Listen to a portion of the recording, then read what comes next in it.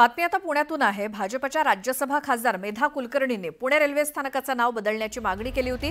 त्यानंतर आता त्याचे पडसाद राजकीय वर्तुळात उमटण्यास सुरुवात झाली आहे। पुणे रेल्वे स्थानकाच्या नामांतराच्या वादावर आता पोस्टर वॉर सुरू झालंय।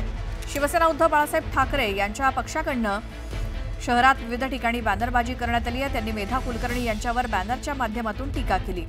मात्र कुलकर्णींच्या विरोधात लावलेले बॅनर ठाकरे गटाच्या कार्यकर्त्यांकडून फाडण्यात आले।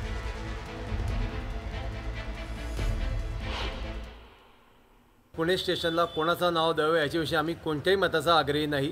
कोणाचे नाव द्यावं ऐतिहासिक पुरुषांचं हे पुणे स्टेशनचं मोठेपण होणार आहे निश्चित। परंतु पेशव्यांच्या नावाला विरोध करत असताना पेशव्यांच्या नावाला विरोध का करताय हे विचारण्याचा सुद्धा आम्हाला अधिकार आहे असं आम्ही मानतो। अटकेपार झेंडे लावणारे पेशवे, शिवाजी महाराजांच्या स्वराज्याचं साम्राज्यात रूपांतर करणारे पेशवे, लाल किल्ल्यावर महाराजांचा भगवा झेंडा फडकवणारे पेशवे तुम्हाला का नकोत हा आमचा प्रश्न कायम राहील। पुणे स्टेशनला कोणाचंही नाव द्यावं आम्ही मनापासून स्वागत करू, पण आम्हाला आमची उत्तरे मिळाली पाहिजे ही सुद्धा अपेक्षा आहे।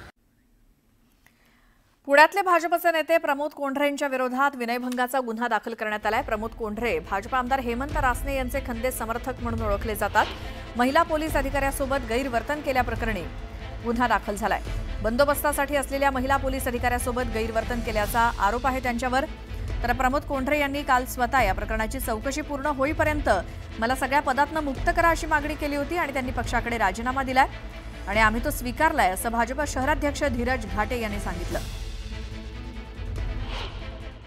एक महिला पोलीस अधिकारी आहे आणि त्यांच्या बाबतीत अशा पद्धतीने काही घडलंय किंवा त्यांची ही तक्रार आहे, त्यामुळे पोलीस प्रशासन या विषयामध्ये याची योग्य ती चौकशी करेल आणि त्या चौकशीच्या अंती जे काही निष्कर्ष निघतील त्यानुसार भारतीय जनता पार्टी पण योग्य ती कार्यवाही करेल।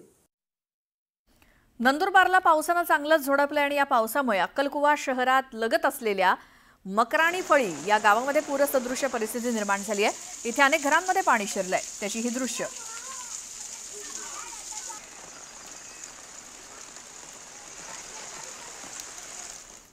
कोल्हापूरच्या राधानगरी धरण परिसरात सुद्धा पावसाचा जोर वाढलाय। पनोरी ते फराळे कारखाना रस्त्यावरती दरड कोसळली आणि त्यामुळे वाहतूक बंद ठेवण्यात आली असून पर्यायी मार्गाने सध्या वाहतूक वळवण्यात आली आहे।